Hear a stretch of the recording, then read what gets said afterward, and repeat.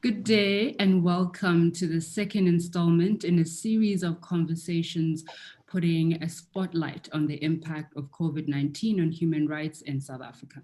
This series is brought to you by Canada's largest international media development organization, Journalists for Human Rights, through its program to mobilize media in the fight against COVID-19 or MMFC in partnership with Media Monitoring Africa and Sound Africa. So for the next couple of weeks, I will be putting a spotlight on human rights issues and COVID every Wednesday at around midday through through conversations with journalists who are being mentored in rights reporting through the MMFC program. I am JD Ramalapa, and thank you so much for joining us. Today on Spotlight, we'll be focusing on the right to employment.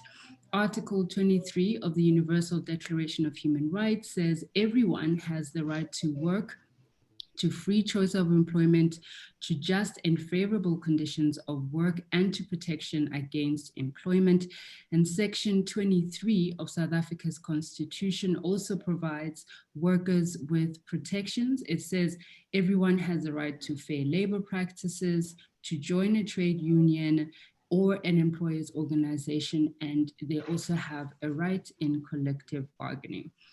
Today, we're asking if these rights and protections are extend to informal or informal workers or entrepreneurs in the Johannesburg Central Business District and in different townships around the province. And to discuss this further, we are joined by Chris Gilili, a reporter with the South African newspaper Mail and Guardian, who is reporting on the impact of COVID-19 on informal traders in Johannesburg CBD.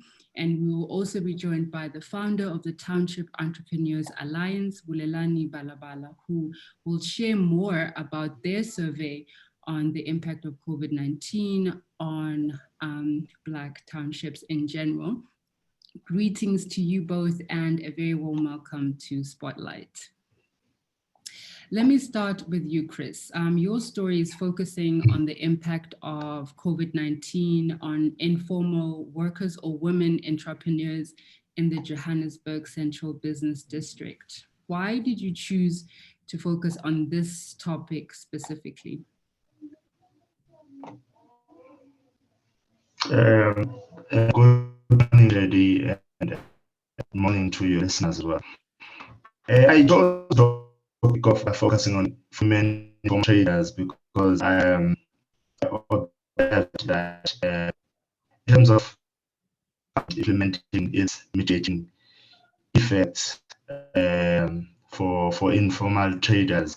I mean, for businesses, for small businesses that were affected by the national lockdown from last year, March, there was not much consideration for women informal traders. Because even now, some of the ones that I've spoken to, they have detailed to me how COVID-19 had made their lives miserable, like from issues of being harassed by Metro Police, to having their goods confiscated from them, and to them having to worry about having kids that are dropping out of school because they cannot afford school fees and they cannot afford to also feed their families. So I chose this topic because I wanted to highlight their plight and address the challenges. Okay, what are some of the human rights that you saw that were being clearly violated when it comes to these women as a result of COVID-19? I mean, we know that our movements were restricted because we had to sort of shelter in place during lockdown. What has happened since? Yeah. You know, JD, my understanding of the focal point of actually the women rights movement seeks to highlight issues such as gender equality, issues of women having reproductive rights. So I think from our own perception, because women have a right to also work and be active and and provide. So I feel like if they were clamped down and not allowed to trade, which also had an economic impact on their families. So that kind of also threatens their reproductive rights. Okay, so Bulelani, let me bring you in here. You did a survey during the lockdown period to look at the impact of the lockdown period on entrepreneurs and businesses in townships across the Gauteng province. How were they disproportionately affecting women? Like, how did women fare, women traders or women-owned businesses fare during lockdown in township areas?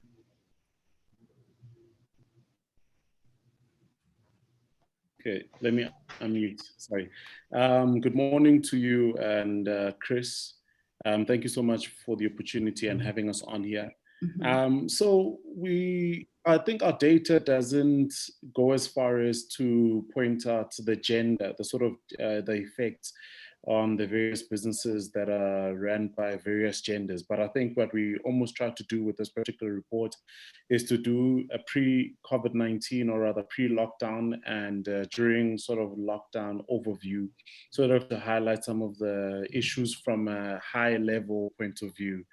And I think from these particular issues, and I think some of the key findings for us that came out is, I think the first one was about 67% of these formal and informal businesses have not been able to operate during the lockdown. Now, this is during the hard lockdown. And I think much to what Chris is also speaking to, I think some of the biggest findings that we then came across is that even though some of these entrepreneurs, business owners, traders, even though they had permits to operate, they were still being harassed by Metro Police officers who were then extorting other funds, goods, or soliciting some sort of bribes, which then caused a very big problem for these entrepreneurs. Over and above that, number two, we find that these enterprises in the formal and informal sector and the township and rural communities, about 75% of them experience a drop in sales. Then when we sort of try to unpack the relief schemes and we sort of break it down, the UIF sort of relief, the private relief schemes, and also the Department of Small Business Development relief scheme. And we find, and I think when the question is posed out to the entrepreneurs, how many have accessed the relief, how many have applied, how many have not, and how many don't know about what's going on. We then find this stark revelation that, only 2% have applied. 3%, only 2% have applied for the small business relief. 3% have applied for the UIF and only 1% have applied for the private. What we are doing now is that we're actually tracking those entrepreneurs in our next report, which is going to come out at the end of the year, to almost get an idea, how many of them actually got funding. And I think much to that, some of the big things that are also coming out, that are coming up, is we have seen quite a number of these entrepreneurs, when talking to them after the release of the report, finding that they've closed their businesses permanently. And we're also then picking up quite a few entrepreneurs saying that we have started our businesses as a result of being retrenched and so on and so forth. So that's the new data that we'd now be tracking and moving on with. But the second last point, and I'll leave it at that so I don't overshadow the discussion. About 77% had no source of income during the lockdown, or rather the hard lockdown, and their income drastically dropped to below 5,000 Rand per month. So this then poses a socioeconomic problem, because one of the big things that has now come up, that is now on the rise as a result of the lockdown in and itself and the lack of support and championing from the Department of Small Businesses, the rise in now crime, especially in the rural and the town communities. Now, this then could be crime driven by young people or individuals that are either foreign or they will be local, who have given themselves to drugs, who are unemployed or whatsoever, right? We could break it down, the experts could break it down, but there is now a rise and an increase within that. And I think for us, the Department of Small Business, for us, had a great opportunity to champion during the lockdown or the initial stages of the lockdown, instead of the prehistoric way in how we do business, where large sums or lump sum orders are given to one individuals or one organization. This presented a great opportunity to say, well, we will then procure for 5 or 6 or 50 or 70 small businesses, and the larger organization will act as a facilitator.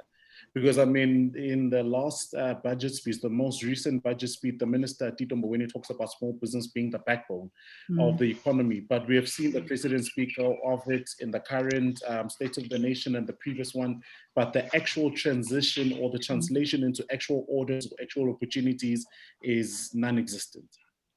Yeah, let me just get in there a little bit, Bulelani, and just say, what were the main obstacles preventing entrepreneurs in townships to apply for these COVID-19 relief funds? We've heard from artists saying there was a little time, there was not enough information, they did not have access to printers, copywriters, police stations.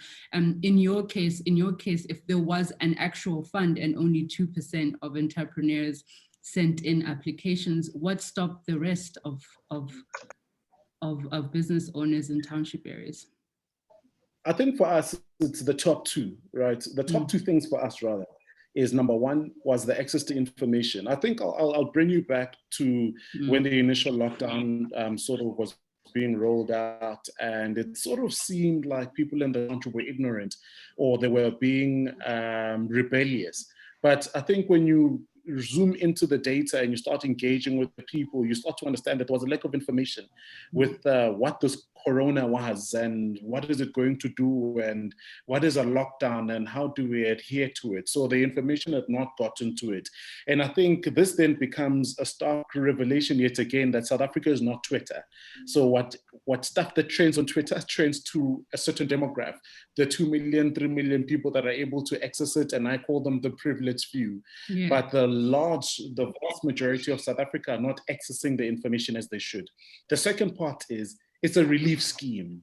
A relief scheme is supposed to be that. Number one, there was a lot of misinformation in and around who they were catering for in the relief scheme. It came much later on that the Department of Small Business was only looking for entrepreneurs who are within the sanitizer manufacturing space or the resale of masks or the manufacturing of those masks, and those were going to be their focus areas. Over and above that, there was a lack and even a non-communication with the ones who have actually applied. And I think for us, we are not necessarily saying that let there be no criteria or let there be no compliance, but in understanding that vast and a large majority of small businesses are living on a 14-day cycle, and over and above them living on a 14-day cycle, most small businesses are in debt, and that's a reality stats out there to do with. Then let's design the relief scheme in such a way that it actually brings relief with loosened barriers to entry or barriers to access so that it gives them leeway to be able to breathe. I mean, it's actually quite heartbreaking. Even just yesterday, there were some young people from Marikana marching to mines demanding to be employed, even though there are no jobs. So what happens now, Bulelani, for people who are owning businesses in townships or even in the Joburg CBD area in the informal trading sector? Like, what do people do from now on? Like, how can your organization, for example, assist businesses or entrepreneurs who are struggling at the moment? So, to put it out there, the work that we do primarily for us is advocacy work, right? Yeah. There is no government or large corporate institution that funds us. It's passion work. It's work we've done over the past 6 years, and we directly impacted 48,000 plus township and rural entrepreneurs nationally. And I think for us, the report was to say, well, because we don't have the holistic control and we don't control the Department of Small Businesses and the agencies and so on and so forth, But because our passion is in the right place, let us now do this report as one of the things that we do to sort of help the policymakers, whether it be NADLAC or so on and so forth, so that when they're developing policies and they're developing programs to support entrepreneurs within this particular segment, it's rich and real data, because there's a scarcity of data within this segment. Over and above that, I think for us it was to inform us when we develop and design our own programs for the year, even though they might reach out to about 7,000 entrepreneurs when we already have millions and millions of small businesses in the formal and informal sector, but we will have then played our small part in reaching out to those entrepreneurs. So I think this particular endeavor was to then say the policymakers, the heads of enterprise supply development, BE transformation and large corporates, this is what entrepreneurs on the ground are actually saying. Could you please take this into consideration in your enterprise supply development spend? Okay. Thank you so much, Bulelani, for joining us. I know that you have a meeting that is underway, so please feel free to leave if you need to attend to it. And I will turn to you then, Chris. From the conversations you've had with women on the ground in the CBD, do you feel like they have a recourse? Is there a way for them to get their goods back, to go back and trade in the formal market? It's quite complicated, JD, because I spoke to the Johannesburg at the Department of Economic Development, and so I think the thing is they have stopped issuing permits to informal traders totally, especially within the CBD, until such as a further notice. But there's an organization called WIEGO that is assisting them. It's called Women in Informal Employment, Globalizing and Organizing, WIEGO. And they are working with the United Nations Women's Desk. So basically what they're doing, they have strategies and demands that they feel like can help mitigate or can help as some form of intervention to get informal traders, which are mostly women, back on track. Some of their demands are such issues as that during the vaccination rollout, government should prioritize women, and then also to avert the chronic hardships that women had to suffer. There must be increases to existing grants, and then those grants must be urgently reinstated. They are also saying that the COVID-19 social relief grant must be continued, and unemployment relief must rapidly be expanded to domestic workers as well and other informal wage workers. They are also saying they are calling for the government to inject much needed income in low income households and communities. Then they are saying small business support from the government must be extended to the informally and self-employed people. So those are some of the mitigating factors that we are going to posing. But now the issue is how quick can the government respond to those and when. Yeah, true. That is a big question, because as we know, the government is also planning to cut back on grants and reliefs to different to many people in the country. So we'll see how that will pan out in the coming days. Thank you so much, Chris, for joining us in this conversation. We truly look forward to reading your story when it comes out. And that's all we have time for on Spotlight today, a series focusing on the impact of COVID-19 on human rights in South Africa. And it's brought to you by Journalists for Human Rights in partnership with Media Monitoring Africa and Sound Africa. You can get in touch with us by sending an email to info@soundafrica.org. Thank you to our guest, Chris, and thank you all for watching. Until next week, stay safe and sound. Sure. Bye, Chris. Bye, Jerry. Just